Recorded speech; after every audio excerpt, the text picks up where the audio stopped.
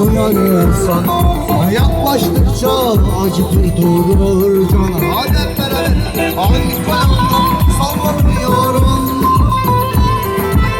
Ahine tırmanıyorum. Sen ne söylersen söyle canım.